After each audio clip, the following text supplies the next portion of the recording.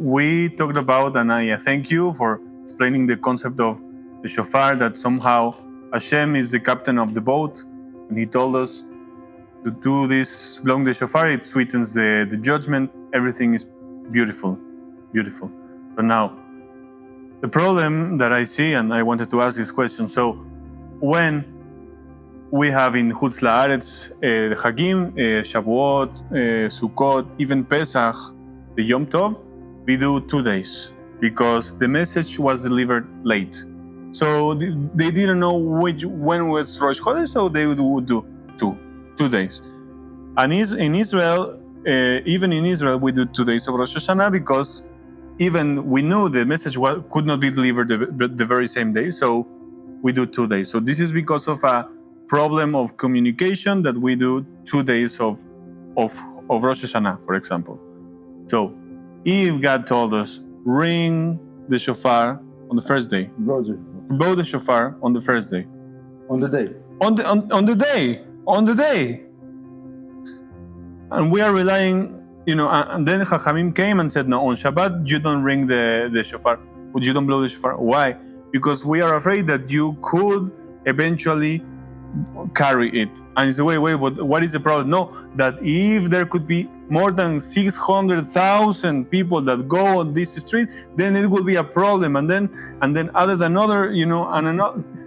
So because they don't want you to carry, they forbid to blow the shofar. But then we are just directly overpassing a mitzvah from the Torah to comply with this, and we are relying also on the Rabbanan Gezerah to be able to fulfill the mitzvah on the second day. So, sorry, it was a long question, but it just doesn't make sense for me. Okay, so I will say that there's 2 questions here. The first question is why we're not blowing the shofar in Shabbat. And another question is why we blow the shofar 2 days in Rosh Hashanah in Eretz Israel, even though other Yom Tov we do 1 day, Rosh Hashanah we do 2 days, and we blow the shofar in both of them, even though it says in the Torah that you blow in that day, so it means 1 day. Yeah? Okay. So the point of the prohibition of blowing the shofar in Shabbat, which is obviously the Rabbanan, like you said, the answer is that we don't really understand the meaning of the Shabbat, how precious is the Shabbat, and what is the damage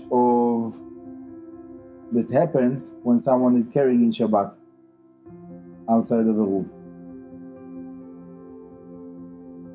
And from that fact that the sages, that they knew what is the value of the shofar, and they knew what is the value of Shabbat, they understood that it is better for all of Am Yisrael, for all of the generations, not to blow in shofar in Shabbat, for that reason that no one, God forbid, will break Shabbat by carrying the shofar outside of the eruv. So for us it doesn't make sense. Why? Because we're blind. We don't see what is the meaning of this. We don't see what is the meaning of that. So we think that according to our limited or even misunderstanding, it doesn't make sense that law of Shabbat or Rosh Hashanah. But this is one of the places it is proper for us to use to strengthen our faith in the oral Torah and the words of the sages and the knowledge of the sages and the divine inspiration of the sages, that they knew what is important, what is the value of the different mitzvot, and what mitzvah should be pushed for another mitzvah. And this is a good example for us to take our understanding and put it aside and bring our faith and bring it forward. This is one thing. Another thing is that the about the 2 days of Rosh Hashanah, the Zohar calls it that Yom HaArichta, 1 day, one long day. And that concept is brought down in many, many places, that the 2 days of Rosh Hashanah is actually considered to be 1 day. What is the reason that we need 2 days to have 1 day?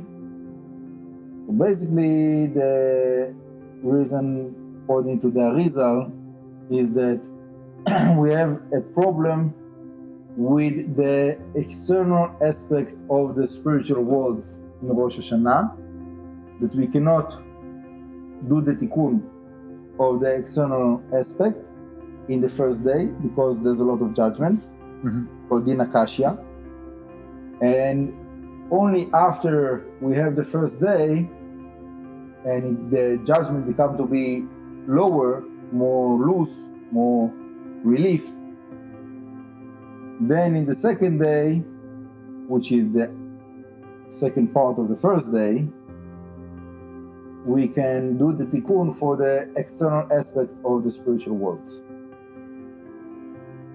That is the concept that I understand from the Zohar and the Arizal, but there is obviously all kinds of other answers by different rabbis, different ways of understanding.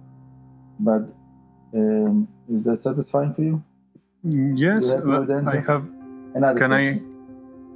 So in Perashat Behar, it's very, very, very clear. You know, Yom Kippurim is even higher than Shabbat. Whatever you can do on Shabbat, you cannot do on Yom Kippurim, and even you cannot do even more things on Yom Kippurim. And it says in Perashat Behar that in the Yom Kippurim that is related with the Yovel, it says that you should blow the shofar all around your city.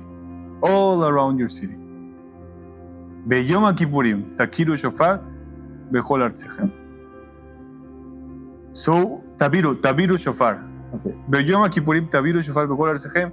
So, I know it's hard, the question, all, but the blowing of the shofar of Yom Kippur itself practically is in Motzei Yom Kippur, in the end of Yom Kippur. But this is beyond. Rega. Okay. Sorry. That's one thing. Second thing, that, like you said, the Zohar there is connecting the concept of Yovel and Yom Kippur. About Yovel, it says, Ta'aviru shofar b'chol artzechem. Those words are speaking about the Yovel, which is the Jubilee year. But within the Jubilee year, we blow the shofar all around Eretz Israel. Why? To free the slaves, to announce about the freedom of the slaves. Okay, this is the simple understanding of the blowing of the shofar in the Jubilee year. Now, when the Zohar is speaking about it, the Zohar is speaking about a spiritual concept, that we are slaves of the Yetzer Hara in a way. We want to be slaves of Hashem, but many times, unfortunately, we are slaves to the Yetzer Hara. But in the Jubilee year, Yom Kippur, conceptually, which is basically the final redemption, when we get to that level of freedom from the Yetzer Hara, how does that happen? In blowing the shofar, conceptually, that the shofar is connected to tshuva, to ima, or tzuf of ima, that is certain level of abundance of olam haba, the world to come, that comes into this world. And when that happens in the full extent of that, that brings us to a level of freedom from the Yetzer Hara. And the Zohar is using those concepts of shofar and Yom Kippur to explain to us what will happen soon, B'ezrat Hashem, in the final redemption. Baruch Adonai le'olam, amen.